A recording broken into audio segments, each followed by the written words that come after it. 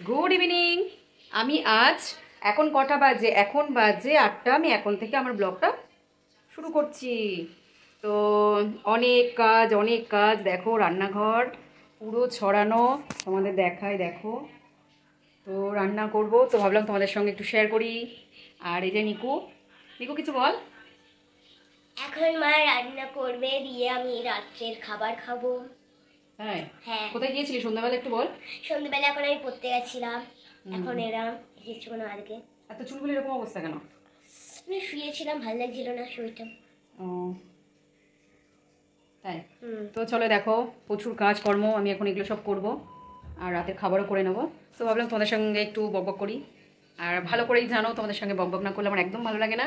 আর আমার চুলের অবস্থা দেখেছো, এই দেখো টিকটিকি লেজও বোধহয় এর থেকে একটু মোটা হয়, তো আমার চুল উঠে এই অবস্থা হয়ে গেছে আর একদম ভালো নেই। সত্যি কথা বলতে একদম চুলের যত্নই নেওয়া হয় না। ভাবি তোমাদের সঙ্গে আমি যেগুলো ঘরোয়া মানে পদ্ধতিতে আগে চুলের ট্রিটমেন্ট করতাম, এখন আর কিছু করা হয় না, একদম আমি সময় পাই না তার জন্যই। সময় না পাওয়াটা স্বাভাবিক, স্কুলের ওদের পড়ার চাপটা এতটাই ছিল, তো আমার একদমই সময় হতো না। আর তোমাদের সঙ্গে একটু বকবক না করলে আমার একদমই ভালো লাগে না।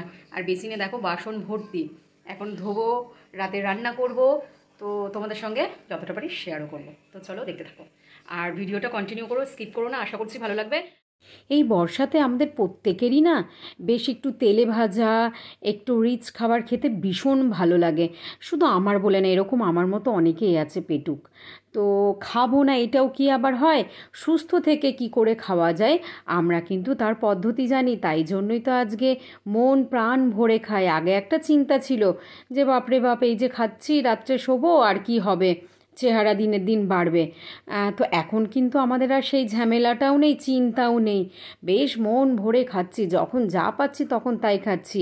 লোকের চিন্তাভাবনা আছে যে আমরা বোধহয় ডায়েট করি, আমরা একদমই ডায়েট করি না, আমরা প্রচণ্ড পরিমাণে খাই।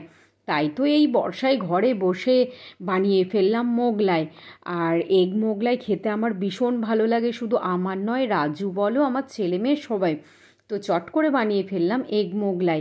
আর আমি আলুর দমও বানিয়ে ফেলেছি, আলুর দমটা তোমাদের সঙ্গে শেয়ার করলাম না। তো কি বলবো তোমাদেরকে, খাওয়াটা এমন মানে টেস্টি হয়েছিল না। রাজু বলছে যে একটা কিন্তু মোগলাইয়ের দোকান দেওয়াই যায়।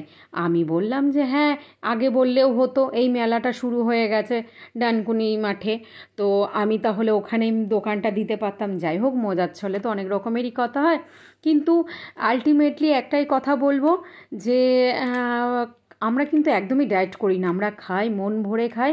আর আজ খেয়ে দেয়ে এত কিছু করে খুব ভালো আছি, হ্যাপি আছি, আমার ফ্যামিলিও সুস্থ আছে। তো সুস্থ থেকে কি করে খাওয়া যায় সেটা আমার ভিডিওতেই তোমরা দেখতে পাবে। আর মোগলাই বলো, চপ, পরোটা, এইগুলো হচ্ছে শীতের খাবার, শীতকালে খেতে প্রত্যেকেই ভালোবাসে। আর তার জন্যই বানিয়ে ফেললাম। আর কি বলবো তোমাদেরকে, তো খাবারটা ভালোই হয়েছিল, রাত্রে খাওয়াটাও জমে গিয়েছিল। আর তোমাদের কেমন লাগলো অবশ্যই একটা কমেন্ট করো। আর আমার চ্যানেলে যারা নতুন বন্ধু, ভিডিওগুলো দেখো আর একটা করে কমেন্ট করো। সবাই ভালো থেকো, আবার দেখা হবে নতুন কোনো ভিডিও নিয়ে। আর আমাদের রাজুবাবু তো একদমই রিভিউ দিতে চায় না, তবু রেগে মেগে একটু বলল।